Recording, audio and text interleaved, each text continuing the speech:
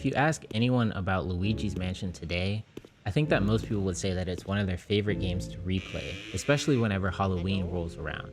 But it wasn't always so beloved. One of the weirdest things about Luigi's Mansion is the fact that it came out at a time when nobody wanted to play games like it. You see, back in the early 2000s, Nintendo was on a hot streak. They just couldn't miss when it came to releasing Mario games as launch titles. Super Mario Bros. For the NES, Super Mario World for the SNES, and Super Mario 64 were all revolutionary games in their own periods. So with the release of the Gamecube, everybody was wondering what the next Mario launch title was going to be.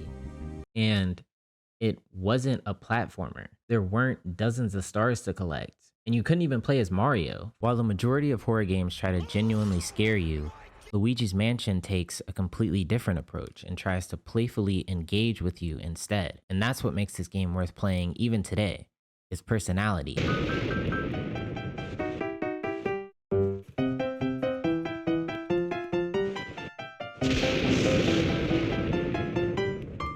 All of the boo names are puns, and when you try to look for one, sometimes they'll throw out balloons with faces drawn on them. The fake doors around the house that get you for a while until you realize that the doors without a doormat are the fake ones. There's ghosts that try to sneak behind you and give you a hug. There's a poison mushroom that turns you small, but there's no mushroom that makes you big again. The reason why the ghosts with the mask spin in a circle is because they literally can't see you, and the way you defeat different ghosts gives you a little bit of insight into how they die. But the sick truth about Luigi's Mansion comes after you get past those surface level qualities. What's ironic about this game is the fact that while Luigi is scared of literally everything, most of the ghosts in the house never even acknowledge his presence. Oftentimes it feels like a lot of the ghosts in the game aren't even trying to scare you because they genuinely want to hurt you. Most of the time it feels like they just want to scare you to fuel their own amusement, or they just genuinely don't care about you in general. A lot of the ghosts' actions are completely independent of Luigi as a character. The portrait ghosts never interact with you unless you interact with them first.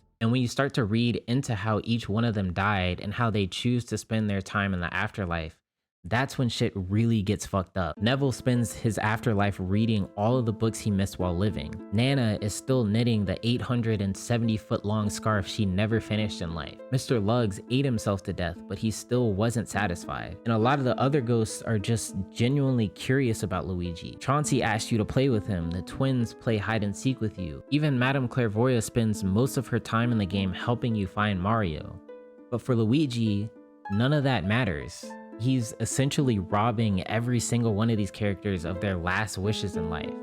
But it gets even worse than that. Remember the guy playing pool all alone by himself? He was a legend in competitive pool, but because he never got the chance to play against a living soul, he spends his afterlife alone practicing in the billiards room. You don't even have to capture this guy to beat the game. Remember the bodybuilder from the rec room? You don't have to capture him either. But for Luigi, it doesn't matter. It always ends the same.